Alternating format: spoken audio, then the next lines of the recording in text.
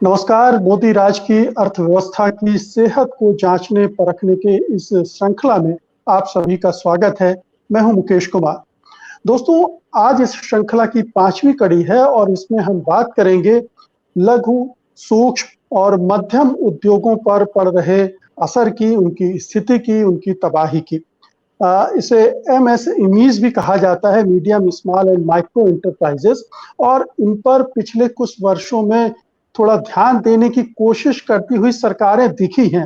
खासतौर पर कोरोना के पहले पैकेज को अगर आप ध्यान दें तो उसमें बड़ी-बड़ी बातें की गई थी कि इन उद्योग धंधों को सपोर्ट करने के लिए बहुत सारी कदम उठाए जा रहे हैं, लेकिन उनका कोई असर दिखता नहीं है। तो हम आज इस पर बात करेंगे कि एक तो जो लॉन्ग टर्म पॉलिसी है, जो हमने देखा है कि लिबरलाइजेशन के आने के बाद से ही हमारे जो घरेलू छोटे-मोटे उद्योग धंधे हैं, उनकी तरफ ध्यान देना बंद हो गया और बड़ी पूंजी वाले खेल में सरकारें शामिल हो गई, बड़े उद्योग धंधों को ही सपोर्ट कर रही थी और उसकी वजह से धीरे-धीरे करके ये सफाचट हो गए। हालाँकि सबसे ज़्यादा रोजगार देने के मामले में इनका रोल रहा है। करीब 6 करोड़ ये एमएसएमईज हैं और 11 करोड़ लोगों को ये रोजगार देते हैं। तो आप समझ सकते हैं कि इतने बड़े पैमाने पर रोजगार देने वाले अगर उद्योग धंधे चौपट हो जाएं, तो ग्रामीण अर्थव्यवस्था और काफी हद तक शहरी अर्थव्यवस्था पर भी क्या असर पड़ सकता है। तो हमारे साथ बने हुए हैं लगातार इस श्रृंखला में प्रोफेसर अरुण कुमार, जाने माने अर्थशास्त्री। मैं आपका स्वागत करता हूं अरुण कुमार जी। सवाल यही है कि एक तो लॉन्ग टर्म से हम देख रहे हैं कि इनकी उपेक्षा की जाती रही है, लेकिन पिछली बार जब नोटबंदी हुई, नोटबंदी का असर गंभीर पड़ा और उसके बाद जीएसटी वगैरह का असर पड़ा और फिर जब लॉकडाउन हुआ तो हमने देखा कि सबसे ज्यादा प्रभावित हुए उद्योग धंधों के मामले में ये जो छोटा सेक्शन है, जो छोटी-छोटी पूंजी से अपने कारोबार करते हैं, वो बिल्कुल चौपट होने के कगार पर आ गए। तो आपको क्या लगता है पिछले 1 साल में जो सरकार ने घोषणा की थी अपने तथाकथित 20 लाख करोड़ के पैकेज में, कुछ हुआ है? कुछ सपोर्ट मिला है इनको? देखिए, सरकार ने 3 लाख करोड़ रुपए का क्रेडिट का एमएसएमई को देने का वायदा किया था और बाकी तो मतलब बड़ी इंडस्ट्रीज और तरह से था। तो इसलिए 20 लाख करोड़ में कह सकते हैं कि 3 लाख करोड़ था। फिर कुछ जो फल सब्जी वगैरह बेचने वाले लोकल लोग थे उनको कहा था कि 10,000 रुपये मिलेगा। और फिर ये जो खाने पीने का 5 किलो का था, 1 किलो दालों का था, कुकिंग गैस का था, 500 रुपये महिलाओं का था। ये हम कह सकते हैं कि इसी सेक्टर में मदद हो रही है। लेकिन एक जो बड़ी चीज हुई कि उन्होंने जो डेफिनेशन थी एमएसएमई की वही बदल दी। तो यानी कि जो पहले डेफिनेशन थी उसमें 25 लाख से कम का जो कैपिटल इन्वेस्टमेंट होता था उसको हम माइक्रो सेक्टर मानते थे, और 5 करोड़ से कम का जहां इन्वेस्टमेंट होता था उसको स्मॉल, और 50 करोड़ से कम होता था उसको हम मीडियम मानते थे। अब इन्होंने वो लिमिट बढ़ा दी कि अब 1 करोड़ से कम, यानी बहुत सारे जो स्मॉल यूनिट्स हैं वो माइक्रो में इंक्लूड हो गए। और उसी तरह जो स्मॉल की डेफिनेशन थी वो बदल दी, तो वो 50 करोड़ तक कर दिया, तो यानी बहुत सारे मीडियम यूनिट्स हैं वो स्मॉल हो गए। और फिर जो 250 करोड़ तक की जो टर्नओवर की बात की मीडियम के लिए, 50 करोड़ का उधर इन्वेस्टमेंट की, तो कई जो लार्ज यूनिट्स है वो मीडियम हो गए। तो यानी परिभाषा से हुआ ये कि जो मीडियम और स्मॉल है उनको तो फायदा हुआ, और माइक्रो जो है वो और मार्जिनलाइज हो गए। तो जैसे आपने बताया कि माइक्रो यूनिट 6 करोड़, और वहां पे उसमें 99% यूनिट जो है एमएसएमई के वो माइक्रो यूनिट्स हैं, क्योंकि जो स्मॉल और मीडियम है वो 6 लाख यूनिट्स हैं। तो 6 लाख एक तरफ और 6 करोड़ दूसरी तरफ, और उसमें 97.5% एम्प्लॉयमेंट है माइक्रो सेक्टर में।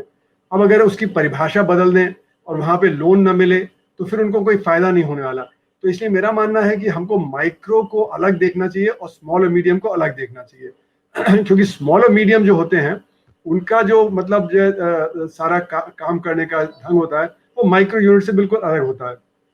माइक्रो यूनिट में एवरेज में 1.7 एम्प्लॉयमेंट होता है, यानी कि ज्यादातर खुद ही सेल्फ एम्प्लॉयड होता है या एक आध किसी और को रख लिया, तो वहीं तक उसका दायरा होता है। तो ये यूनिट्स बिल्कुल अलग होते हैं और वहां तक सरकार की पहुंच नहीं होती, बैंक पहुंच नहीं पाते हैं। तो हम क्रेडिट अनाउंस कर भी दें तो माइक्रो के पास नहीं पहुंचता, वो स्मॉल और मीडियम के पास पहुंच जाता है। तो जो 3 लाख करोड़ रुपए का वायदा किया था उसमें से सुना है कि सिर्फ 60% ही मिल पाया है, वो भी स्मॉल और मीडियम को मिला। तो जहाँ पे सबसे ज्यादा समस्या थी वो तो माइक्रो यूनिट्स की थी, क्योंकि माइक्रो यूनिट्स ही बहुत छोटा कैपिटल होता है, वो 25 लाख रुपए तो मैक्सिमम है, पर एवरेज में वो मुझे लगता है कि 5-6 लाख से ज्यादा का उसका कैपिटल नहीं होता, वो जल्दी से खत्म हो जाता है। जब यूनिट काम नहीं करेगा तो कैपिटल खत्म हो गया तो दोबारा रिवाइव नहीं कर सकता। तो इसलिए मेरा मानना है कि माइक्रो को अलग करके देखना चाहिए और स्मॉल और मीडियम को अलग करके देखना चाहिए, नहीं तो सारा का सारा बेनिफिट स्मॉल और मीडियम को मिल जाता है और माइक्रो जो असली में जो एमएसएमई का हिस्सा है उसको नहीं मिलता। तो इसके लिए एक अलग ही मिनिस्ट्री होनी चाहिए, इसके लिए अलग प्रावधान होना चाहिए। और अगर आप क्रेडिट में देखें तो क्रेडिट में भी एमएसएमई को महज 13% जो मिलता है और जो लार्ज को बाकी जो 87% मिल जाता है क्रेडिट। तो क्रेडिट में भी एमएसएमई का नंबर होते हुए, उनका एम्प्लॉयमेंट होते हुए बहुत कम मिलता है। और फिर जो माइक्रो लोन होते हैं वो तो 0.4% ही हैं। तो अगर ये मान ले कि माइक्रो लोन माइक्रो सेक्टर को मिल रहे हैं तो 0.4% ही है, जबकि उसका जो एम्प्लॉयमेंट में बहुत बड़ा हिस्सा है। तो इसलिए ये सारा का सारा देखने पे ये लगता है कि हमारा जो ध्यान है वो स्मॉल और मीडियम की तरफ है, ना कि माइक्रो की तरफ। जी, तो माइक्रो को लेकर ये समस्या काफी पुरानी रही है, क्योंकि ये छोटी यूनिट होती हैं, वो रजिस्टर नहीं होती हैं, वो जीएसटी और इस तरह के दंड-फंद में नहीं फंसना चाहती, क्योंकि उनकी कॉस्ट बढ़ेगी, तो इससे बाहर रह जाती हैं और फिर ना बैंक उन तक पहुंच सकते हैं, ना सरकार उन तक पहुंच सकती है। तो आपने ठीक कहा कि उनके लिए कोई रास्ता निकाला जाना चाहिए था, लेकिन रास्ता निकालने की कोई कोशिश नहीं दिखती है। इसकी क्या वजह है कि सरकार के अंदर इच्छा शक्ति नहीं है, सरकार चाहती नहीं है, या उनके पास कोई रास्ता सूझ ही नहीं रहा उन्हें? हाँ, मुझे लगता है कि उन्होंने रास्ता निकालने की कोशिश नहीं किया। वो बड़े आसानी से कहते हैं कि हमने एमएसएमई को इतना कर दिया, पर एमएसएमई में जैसे मैंने कहा स्मॉल और मीडियम का तो हो जाता है, लेकिन माइक्रो को हम कैसे पहुंचे, वहां तक कैसे हम करें, वो तो उनकी समस्याएं क्या है जो माइक्रो यूनिट है। एक तो उनके पास कैपिटल बहुत कम है, दूसरा उनके पास टेक्नोलॉजी नहीं आती है ना, तीसरा उनका मार्केटिंग की समस्या है कि वो बाजार में अपना सामान कैसे बेचे। तो एक ही तरीका हो सकता है कि आप उनके कोऑपरेटिव्स बनाएं, है ना, और कोऑपरेटिव बना के उन कोऑपरेटिव्स के जरिए से आप उनको मार्केट का जो प्रबंध करें, उनके लिए टेक्नोलॉजी का प्रबंध करें, जिससे वो टेक्नोलॉजिकली अपग्रेड करें।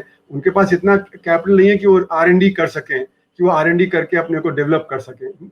और क्रेडिट फिर उनको जो कोऑपरेटिव से मिलेगा, तो ये एक कोऑपरेटिव बनाने का लोकल जैसे कि फार्मर्स के बारे में कहा जा रहा है कि FPO बना देंगे, फार्मर्स प्रोड्यूसर्स ऑर्गेनाइजेशन ना, तो उसी तरह माइक्रो सेक्टर में भी इस तरह के कोऑपरेटिव बनने चाहिए। मुझे ख्याल में आता है जैसे कि सेवा जैसा एक उदाहरण है कि जैसे सेल्फ एम्प्लॉयड वुमेन्स का जो अहमदाबाद में वहां से शुरू हुआ और वहां से उसको और बढ़ाया गया, तो वो जैसा एक है, तो वो मतलब लोगों को ऑर्गेनाइज करता है। तो इसी तरह से और बहुत सारी संस्थाएं चाहिए हमें जो इन लोगों को माइक्रो यूनिट्स को ऑर्गेनाइज करे। एक और चीज मैं बताना चाहूंगा कि पहले हमने सोचा था कि स्मॉल सेक्टर जिसमें माइक्रो को इंक्लूड किया जाता है कि वो एम्प्लॉयमेंट जनरेट करता है, तो उसको प्रोटेक्शन मिलना चाहिए। ये जो प्रोटेक्शन था उसके चलते हुए उनको कुछ मतलब फायदा पहुंच जाता था कि मतलब जब कंपटीशन बड़े वाले से नहीं आता था, मीडियम वाले से नहीं आता था, क्योंकि उनके पास टेक्नोलॉजी है, मार्केट है, उनके पास कैपिटल है। तो ये 1991 जब से नई आर्थिक नीतियां लागू हुई हैं तब से वो रिजर्वेशन खत्म हो गया। वो दो तरह से खत्म हुआ, एक तो उस जो स्मॉल सेक्टर के लिए जो मार्केट होता था उसमें लार्ज सेक्टर भी आ गया, दूसरा इंपोर्ट आपने करने लगे वो चीजें। तो जब इंपोर्ट करने लगे तो बाहर से चीजें आ गई, तो चीन से बहुत बड़ी तादाद में ये सारी चीजें जो माइक्रो सेक्टर प्रोड्यूस करता था, तो आपने देखा कि पिचकारी से लेके पतंग का मांझा है, पतंग है, ये सारा राखी वगैरह है, गणेश की मूर्ति वगैरह जो माइक्रो यूनिट्स वगैरह बनाते थे वो बाहर से आ गया। तो इनको बहुत बड़ा जो मतलब ये असर पड़ा है माइक्रो यूनिट्स पे कि हमने रिजर्वेशन भी खत्म कर दिया, इंपोर्ट्स भी जो लिबरलाइज हो गए, तो दोनों तरफ से उन पे मार पड़ी है। लेकिन क्योंकि ये रेजिडुअल सेक्टर है, मतलब जिसको कोई और काम नहीं मिलता वो कुछ कोशिश करता है कि मैं कुछ ऐसा काम कर लूं जो कि मतलब तो सेल्फ एम्प्लॉयमेंट जनरेशन का वो जरिया है। तो इसको मैं कहता हूं कि एक तरह से क्योंकि हमारा जो सिस्टम जनरेट नहीं कर रहा जॉब्स, तो इसलिए लोगों को माइक्रो सेक्टर में रहना ही पड़ता है, उनके पास कोई और चारा नहीं। लेकिन अगर हमारा जो अर्थव्यवस्था में जॉब क्रिएशन बॉइंट हो जाए तो फिर ये इतना ज्यादा माइक्रो सेक्टर नहीं रहेगा, लोग उसमें से निकल के और काम करने लगेंगे। पर इसको हमें मतलब ये देखना है कि जब तक एम्प्लॉयमेंट जनरेट नहीं होता तब तक ये माइक्रो सेक्टर को कैसे प्रिजर्व करें, इसके लिए कैसे हम कोऑपरेटिव सेटअप करें, टेक्नोलॉजी वगैरह का प्रावधान वगैरह करें, तभी जाके मुझे लगता है कि इसमें कुछ फायदा पहुंचेगा और रोजगार मिलेगा। और बाकी तो शिक्षा से जैसे हमने पिछली बार डिस्कस किया था कि शिक्षा और स्किल डेवलपमेंट वो भी बहुत ज़रूरी है। अगर शिक्षा नहीं होगी, स्किल डेवलपमेंट नहीं होगा, तो लोग कैसे जो अपना जो माइक्रो यूनिट चला सकते हैं। तो ट्रेनिंग तरह तरह की चाहिए कि लोग पढ़ के आए और फिर वो उनको ट्रेनिंग मिले। जब ट्रेनिंग मिलेगी तभी वो होगा। लेकिन जैसे मैंने पिछली बार भी कहा था कि हमारे जो रूरल स्कूल्स हैं, गांव के स्कूल्स हैं, वहाँ पे ट्रेनिंग अच्छी नहीं होती है। तो 5वीं जमात का बच्चा दूसरी जमात की पढ़ाई लिखाई और गणित नहीं कर सकता है। तो उस स्थिति में वो कैसे एंटरप्रेन्योर बनेगा, कैसे वो माइक्रो यूनिट चला पाएगा, वो बड़ी एक कठिनाई है। जी अरुण जी, ये कुछ चीजें तो ऐसी हैं जो लॉन्ग टर्म प्लानिंग का हिस्सा हो सकती है, स्किल डेवलपमेंट वगैरह वगैरह। लेकिन अभी जो क्राइसिस इंडस्ट्री में पैदा हुई है, खासतौर पर कोरोना की वजह से, कुछ तो सरकार की नीतियों की वजह से वो पैदा हो रही थी, और फिर ये कोरोना की मार भी पड़ गई। इससे निकालने के लिए सरकार जो कर रही है वो कितना नाकाफी है, और क्या किया जाना चाहिए? या ऐसा लग रहा है कि अगर एक आध और लहर आई तो वो निचला पूरा जो माइक्रो सेक्टर है बर्बाद ही हो जाएगा? तो आपकी बात सही है, क्योंकि जो लॉकडाउन हुआ तो उसमें लोग घर से तो निकल नहीं पाए और मार्केट एकदम से फ्रीज हो गया। मतलब आपका सामान बाहर जा ही नहीं सकता है। तो आपके पास जो वर्किंग कैपिटल है वो एक तरह से फ्रीज हो गया, और वर्किंग कैपिटल फ्रीज होने से फिर आपका जो धंधा दोबारा शुरू करना और भी कठिन हो जाता है, क्योंकि आपको खाना पीना भी है, बाकी भी चीजें करनी है। तो पहली लहर ने इनको हिट किया बुरी तरह से, है ना, क्योंकि सप्लाई भी नहीं हो रही थी और डिमांड भी कम हो गई। और दूसरी बात ये हुई कि डिमांड जो है वो बड़े सेक्टर की तरफ, ये मीडियम और लार्ज सेक्टर की तरफ शिफ्ट हो गई। तो वो डिमांड वापस आएगी या नहीं आएगी हम नहीं कह सकते। तो जैसे कि बहुत सारे छोटे छोटे जो धंधे हैं, जो छोटी छोटी दुकानें हैं वगैरह, उनका तो दिख ही रहा है कि उनका जो बिजनेस है वो कम हो गया, क्योंकि बिजनेस शिफ्ट कर गया है ई कॉमर्स की तरफ या बाकी जो है और जो सेक्टर हैं। तो इसलिए अभी ये समझ नहीं आ रहा है कि ये कितना बिजनेस दोबारा रिवाइव करेगा, कि छोटी दुकानें हैं, छोटे जो मतलब शॉपकीपर्स हैं, जो मतलब ढाबे हैं वगैरह, वो कितना रिवाइव कर पाएंगे, कितना नहीं रिवाइव कर पाएंगे, अभी क्लियर नहीं है।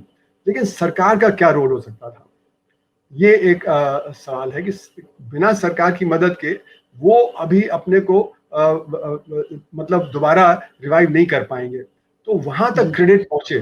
जैसे कि बहुत अच्छी बात थी कि जो रेहड़ी पटरी वाले थे उनको 10-10 हजार रुपए दिया जाए। इसी तरह का क्रेडिट वो जब तक गांव गांव में नहीं पहुंचेगा तब तक वो स्थिति बदलेगी नहीं। तो ये अभी भी, जैसे कि बॉम्बे शहर में भी जब वो लॉकडाउन अनाउंस किया था 14 अप्रैल को, तो कुछ इस तरह का प्रावधान रखा था। दिल्ली में भी कुछ ऑटो ड्राइवर्स वगैरह के लिए कुछ प्रावधान रखा था कि उनको 5,000 रुपए मिलेंगे।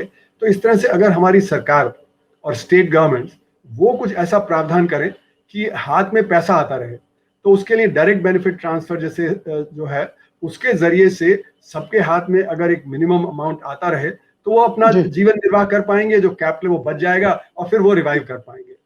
अरुण जी, केंद्र सरकार जो कर रही है वो दिख रहा है कि उसने कुछ खास ऐसा किया नहीं है। आपने रेहड़ी पटरी वालों की बात की, केवल उनके लिए और उस समय के लिए, अभी कोई नया कदम नहीं उठाया है। क्या आप कुछ राज्यों के नाम बता सकते हैं? जैसे हमने सुना केरल में काफी इंतजाम किया गया, जो लॉकडाउन से हिट होने वाले उद्योग धंधे लोग थे उनकी मदद करने के लिए। क्या कुछ और राज्यों ने ऐसी कुछ पहल की है इनको सपोर्ट करने के लिए? जैसे मैंने कहा कि अगर पर्याप्त मात्रा में खाने पीने का मिलता रहे आपको, और आपको एनर्जी मिलती रहे, तो आपका कैपिटल खत्म नहीं होगा और आप फिर दोबारा उसको रिवाइव कर सकते हैं अपने बिजनेस को, क्योंकि जो आपके पास सामान है उससे जब बिजनेस दोबारा स्टार्ट होगा तो हो सकता है। दूसरा ये, जैसे मैंने कहा कि मार्केटिंग एक बड़ी समस्या है। मार्केटिंग जब तक उनको नहीं होगी तब तक वो, क्योंकि निकल तो सकते नहीं है, तो कहीं ना कहीं उनका माल अगर नहीं बिकेगा तो परेशानी में रहेंगे। तो इसलिए मेरा मानना है कि मार्केटिंग एक समस्या है, वो और क्रेडिट और खाने पीने का, ये 3 चीजें अगर हो जाएं, तो जैसे कि कई प्रांतों में, गांव के हिस्सों में तो लगता है मुझे नहीं हो रहा है, पर कई शहरों में ऐसा कुछ प्रावधान किया गया है। जैसे कि दिल्ली में प्रावधान किया गया था कि कुछ खाना पीना मिलेगा, कुछ पैसा मिलेगा हाथ में। पर यह है कि अब दिल्ली एक अमीर शहर है, यहाँ पे पैसा है, तो कुछ बड़े बड़े शहरों में ऐसा हो सकता है कि बंगलौर में किया जाए, हैदराबाद में किया जाए, अहमदाबाद में किया जाए। लेकिन मुझे लगता है कि छोटे शहरों में और गांव में जहाँ पे कि ये माइक्रो सेक्टर का ज्यादा कंसंट्रेशन है, वहां पे तो मुझे नहीं लगता कि ऐसा कुछ हो रहा है। जी, लेकिन केरल में हमने सुना कि काफी कुछ इस हाँ, तरह से सपोर्ट करने की कोशिश की गई। जी तो हाँ, जी उस हाँ, मामले में केरल एक पहल करता हुआ दिख रहा है। जी हाँ, एक मेरा एग्जाम्पल हो सकता है, वो एग्जाम्पल हो जी सकता है जिसको कि बाकी जगह और भी कॉपी कर सकते हैं। तो जैसे कि बॉम्बे में भी जब शुरू में अनाउंस किया था तो कई सारे ऐसे अच्छे कदम उन्होंने उठाए थे सपोर्ट करने के, तो वो भी एक एग्जाम्पल हो सकता है कि बॉम्बे है, केरल है, उसके ऊपर यह है कि देश भर में हमने उसको फॉलो नहीं किया है। और इसीलिए एक समस्या जो आती है कि जो बेस्ट प्रैक्टिसेस हैं, वो बेस्ट प्रैक्टिसेस कहाँ पे हैं, वो उसके चलते हुए अब क्योंकि मुझे लगता है कुछ पॉलिटिक्स भी हो सकती है कि सेंटर और स्टेट्स के बीच में पॉलिटिक्स बहुत चल रही है, तो सेंटर वो कदम उठाना नहीं चाहता, वो ये कहना नहीं चाहता कि केरला में बहुत अच्छा हो रहा है या बंबई में अच्छा किया या दिल्ली में, वो कोशिश करते हैं कि दिखाते रहें कि यहाँ पे अच्छा नहीं है। तो ये पॉलिटिक्स जो चल रही है उसके चलते हुए एक नेशनल मॉडल नहीं बना है। नेशनल मॉडल हमें चाहिए जिससे कि वो हर जगह पहुंच सके। जी। एमएसएमईज को हम लोग दो हिस्सों में भी बांट कर देखते हैं, एक मैन्युफैक्चरिंग हो गया, एक सर्विस सेक्टर हो गया। क्या इसमें भी कोई आपको अंतर, इस पूरे कोरोना के समय जो असर पड़ा है, कुछ अलग दिखलाई दिया है कि दोनों जगह वैसी ही मार पड़ रही? देखिए, सर्विसेज में तो ज्यादा मार पड़ी है क्योंकि सर्विसेज में आप एक दूसरे के नजदीक आते हैं। जैसे कि कोई मालिश वाला है या कोई नाई है, या कोई और जो दूसरा सर्विस प्रोवाइड करता है आपका ट्रांसपोर्ट का, टूरिज्म का, ट्रैवल वगैरह सब है, तो वहां पे क्योंकि ज्यादा पास आते हैं तो इससे सर्विसेज पे ज्यादा असर पड़ा है। वो लार्ज स्केल में भी पड़ा है, स्मॉल, मीडियम और माइक्रो सेक्टर सभी पे पड़ा है। तो जो एमएसएमई में जो सर्विसेज सेक्टर वाले हैं उनको ज्यादा मार पड़ी है मैन्युफैक्चरिंग के कंपैरिजन में, क्योंकि अगर एक या दो लोग ही काम कर रहे हैं तो काम करते रह सकते हैं अगर वो पास पास रहते हैं। और जो सर्विसेज है वहां पे कस्टमर ही नहीं आएगा। जैसे कि अगर कोई नाई है तो नाई के दुकान पे नहीं आएगा, या कोई मालिश वाला है तो उसको कोई बुलाएगा नहीं मालिश के लिए। तो इस तरह का जो सर्विसेज सेक्टर है, क्योंकि वो कॉन्टैक्ट बेस्ड है, तो जहां भी कॉन्टैक्ट बेस्ड है वहां पे ज्यादा असर पड़ा है। जी, अरुण कुमार जी, आखिरी आखिरी सवाल है मेरा कि क्या इतनी सारी तबाही को देखने के बाद भी हमारी सरकारें, चाहे वो केंद्र की हों चाहे राज्य की सरकारें हों, उनके मन में इस इनकी जो समस्या है उसके प्रति ना तो हमदर्दी पैदा हो रही है और ना ही वो इस दिशा में कुछ कदम उठाने के लिए प्रेरित हो रहे हैं? मतलब वो एक तरह की जड़ता जो सोच में आ गई है, दृष्टि में आ गई है, वो उससे निकल ही नहीं पा रहे हैं। वो हमारे जो एमएसएमईज हैं वो कितनी बड़ी रीढ़ हो सकते हैं अर्थव्यवस्था की, और उसको कितना सपोर्ट करना चाहिए, ये समझ पैदा ही नहीं हो रही। देखिए, आपकी बात बिल्कुल सही है, क्योंकि जो हमने अभी तक टेक्नोलॉजी पॉलिसी अडॉप्ट की है, इन्वेस्टमेंट पॉलिसी अडॉप्ट की है, तो उसमें तो ज़्यादातर ध्यान हमारा संग्रहित क्षेत्र पे है। तो ऑर्गेनाइज सेक्टर में 80% इन्वेस्टमेंट जा रहा है और बाकी जो 20% है वो बाकी लोगों के लिए जा रहा है। तो 6% जहाँ काम कर रहे हैं उनके लिए 80% इन्वेस्टमेंट जा रहा है, और जहाँ 94% काम कर रहे हैं उनके लिए 20% जा रहा है। तो इसी वजह से जो रोजगार नहीं पैदा हो रहा है, और रोजगार नहीं पैदा हो रहा है तो आपको अपने लिए कुछ काम जनरेट करना पड़ेगा, तो माइक्रो सेक्टर करना पड़ेगा।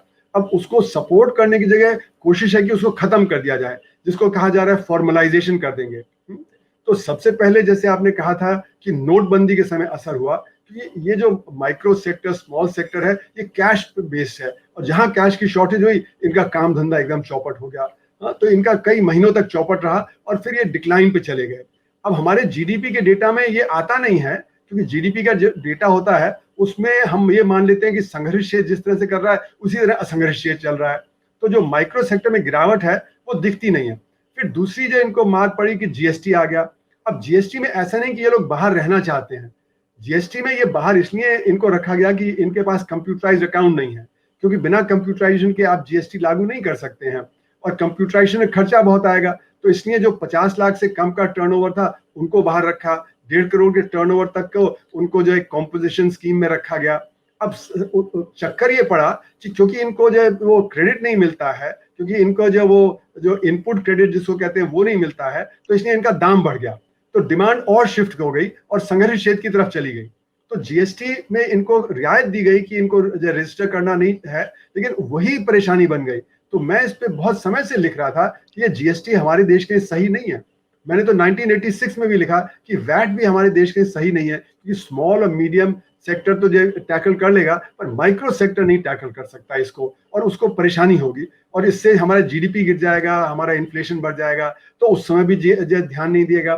फिर अब हम देखें कि जैसे अभी जो नोट ये आया पैंडेमिक, तो लॉकडाउन हुआ। अब लॉकडाउन में हमें समझना चाहिए था कि यही सेक्टर सबसे ज्यादा अफेक्टेड होगा, लेकिन फिर इसकी तरफ ध्यान नहीं दिया। तो अगर आप देखें तो पिछले 5 साल में कभी भी इस माइक्रो सेक्टर की तरफ ध्यान ही नहीं दिया गया। वजह यह है कि सरकार सिर्फ स्मॉल और मीडियम सेक्टर को बेनिफिट करना चाहती है, और वहीं से वो कोशिश कर रही है कि जो माइक्रो सेक्टर धीरे धीरे खत्म होता चला जाए और वो सिर्फ स्मॉल और मीडियम में कन्वर्ट हो जाए या वो लार्ज में कन्वर्ट हो जाए। तो ये होने वाला नहीं, क्योंकि आज की जो टेक्नोलॉजी है उसके चलते इतना रोजगार पैदा ही नहीं होगा। तो अगर रोजगार नहीं पैदा होगा, लार्ज सेक्टर बढ़ता रहेगा, मीडियम सेक्टर बढ़ता रहेगा, तो माइक्रो सेक्टर को डिस्प्लेस करता चला जाएगा और रोजगारी की परेशानी आ जाएगी।